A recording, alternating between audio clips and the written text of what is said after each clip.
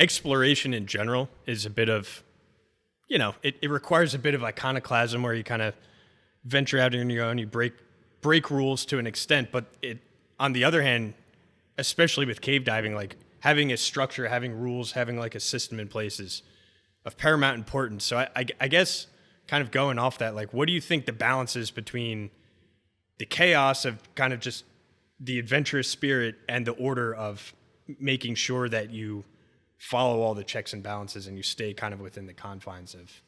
Excellent question. So that's been a debate since cave diving came around, I guess. Most people that get into this sport are very adventurous and they want to do this. They're a daredevil kind of guy. Right. They've already jumped out of planes. They've already, whatever. Not the kind of follow rules to begin with, I guess. Well, hopefully they are. but they're adventurous or thrill seekers. Right. So, like I said at the beginning, you really, really, really need good training. And there was just a thing in the NSS-CDS conferences about 14 years ago, where the theme of the conference was degradation of training, how bad training had gotten. Sure. And if any bad instructors are out there, you probably don't know you're bad instructors, but there's a lot. And they don't know that they're just teaching what they were taught. And a lot of this stuff doesn't work. So, but get good training, pay attention to your training. And then I tell all my students when they're done, for one, my classes are known to be very hard. I have very high standards. And if they pass, they know they earned it. And I tell them, you're not done. This is the beginning. This is your license to learn. Right now you have 0 cave dives because training doesn't count. So I tell them, practice these skills. Nobody likes to take we'll call it a work day.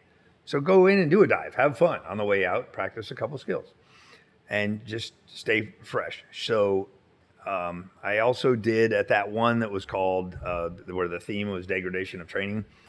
They asked me to start the lectures in the morning and my talk was on complacency. And up until then, all the years I spoke at every one of them, it was always about side mount because side mount wasn't really a thing back then. Right. I was pushing it for everything. And so I would talk about side mount and then I would do side mount clinics.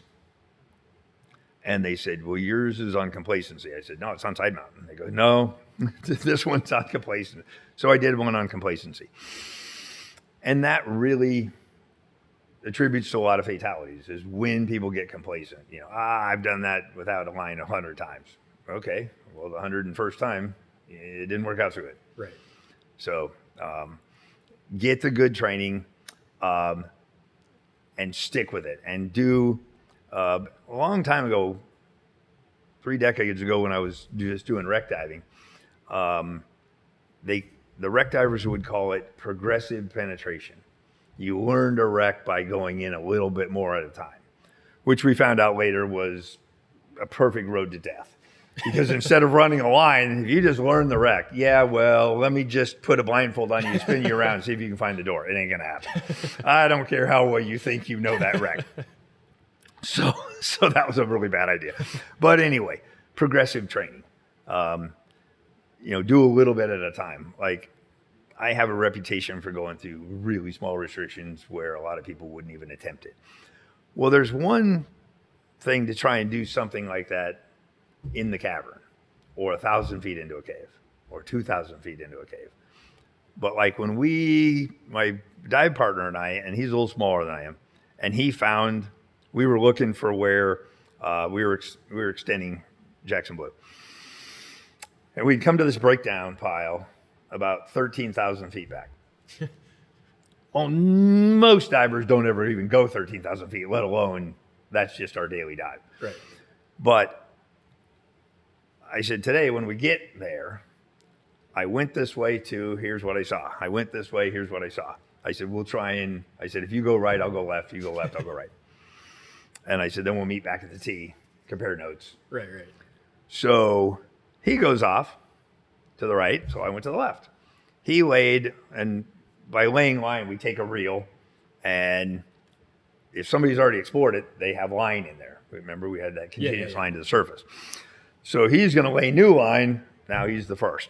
So he laid about 100 feet of line to the right, and it was kind of ending. I laid about 300 feet this way, and then we have to survey it. So he was waiting for me at the tee. Now we're on rebreathers, so it's not a big deal to wait. And we get back, and I show him my survey notes. He shows me his. And I write, what did you find? And so he wrote, I found he said, I found a tunnel with a lot of water flow. And I had lost, and I said, I wrote, I had lost the water flow. So I've got a dead end tunnel. He said, there's a lot of flow, but it's too small for me. You try it. And I'm thinking, I'm bigger than you are. So I went there, and we're both in there looking, and I ended up moving a rock, and I could barely, I'm grinding. I'm just scrunch. And I get in there about 50 feet, and I'm thinking, it looked like it opened up back here, and now it's looking like it doesn't. And now I can't back up. I'm wedged in there, and I'm like, well, I got to go forward. And I just kept wiggling, and I'm thinking, oh, shit, he is never going to be able to get me out. Yeah. I'm here forever.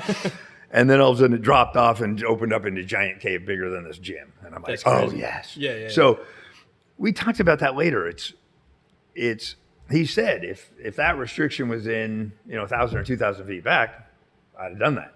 And he followed me in once he saw that I could make it. Yeah. But he said, 13,000 feet's a long way to do stupid shit like that. So I don't know. I guess,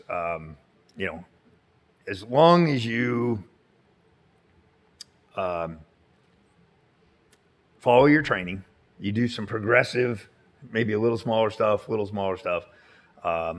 and it's when things go wrong and how'd you handle it, that's really when you gain experience. Right. So get your experience level first, because there's been a lot of divers that spent a lot of money. This is not a cheap sport. They've spent a lot of money buying all this gear and all this training, and then a year and a half later, they're I'm Superman, and then they get they have that, we call it a come to Jesus moment.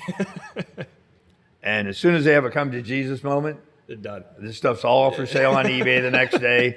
And I'm golfing now. Hey, I got this new driver. And that's fine, but I hate to see those people. In fact, I was told, 25 years ago by my good friend Steve Gamble. He used to do all the dry suit and scooter repair in the area. And he said, Ed, this is when I first moved here, because we had been diving together for years. He said, Ed, doing the kind of diving you do and the frequency you do it, you're going to get burned out. The average life expectancy of a diver doing this many dives is 2 years. He said, you're going to get burned out and you're going to quit. And here, 20 years later, still doing it every day. So. Do you think that's more like the mental, the motivation, or are you just like religious in your physical, like keeping up, staying in shape physically? So, one, I try not to have those come to Jesus moments. Because the one after that's called the meet Jesus moment. I'm trying to avoid that as long as possible. But as you get older, this stuff's heavy. You got to carry all this stuff to the water. And when we do really long dives, I'm running dual rebreathers, and I'm scootering with one of these scooters out here, and I'm towing two between my legs. So I've got like $50,000, $60,000 worth of gear on for one dive. Right. So you've got to carry all that stuff to the water. You got to pack it all in the truck, get it there, unpack it, put it in the water, pack it back up, bring it home, unpack it. And it's taxing. So you've got to stay in shape. There's a lot of swimming involved. And that's why I built this gym. When I moved here, I didn't like the two gyms in town. Right. And I've always been kind of a fitness nut anyway. And it helps keep me young. I'm 63 years old now. So, and I'm still doing this every day. That's awesome. So, with one little 6-month bout of trying not to die of cancer. The rest has been, trying to get back in shape and still doing it every day. Hell yeah, man.